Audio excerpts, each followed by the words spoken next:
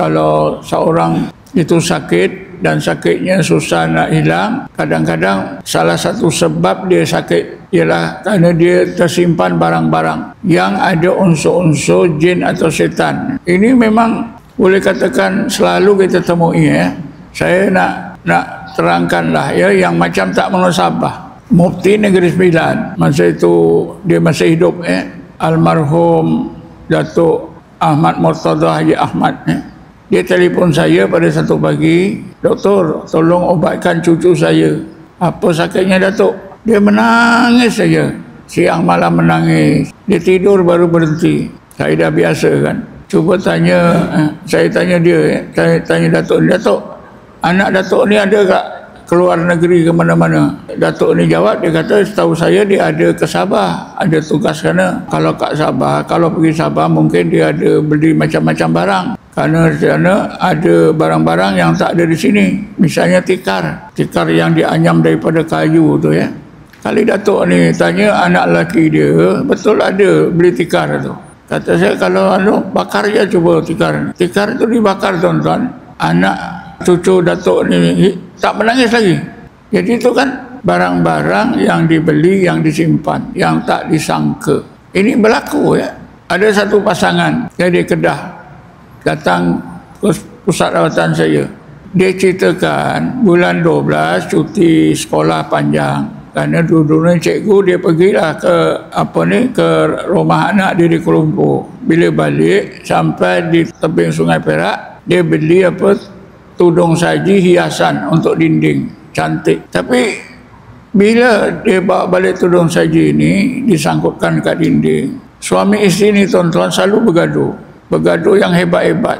Akhirnya dah selalu gaduh, mereka pun muhasabah, kenapa kita gaduh selepas balik dari Kuala Lumpur. Jadi isteri ingatkan, jangan-jangan ni tak tudung saji kita beli. Kedua-duanya tuan-tuan takut dengan tudung saji itu, pulangkan balik ke tempat beli. Selesai. Itu macam mana tu?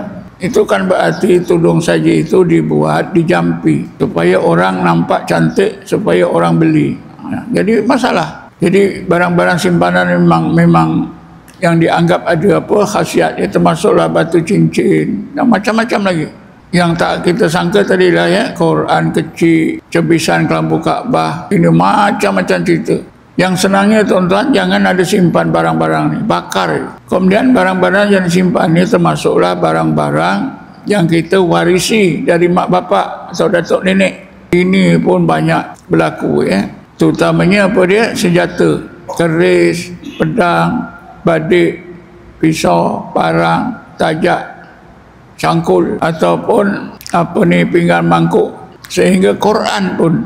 Tuan-tuan jangan terperanjat ya. Quran. Ada seorang ibu dia sakit saja, kita obatkan sembuh, seminggu sakit lagi, obatkan sembuh seminggu. Akhirnya Quran yang dibaca itu adalah Quran yang dibaca oleh arwah mak dia. Mak dia itu mungkin berhantu ya. Jadi Quran ni akhirnya dibakar, baru selesai. Jangan terperanjat ya.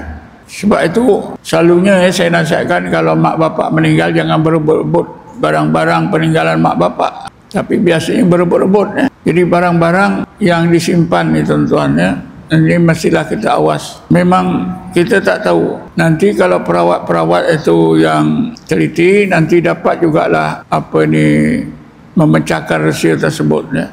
Saya nak ceritalah satu cerita yang macam tak masuk akal. Ini cerita betul ya.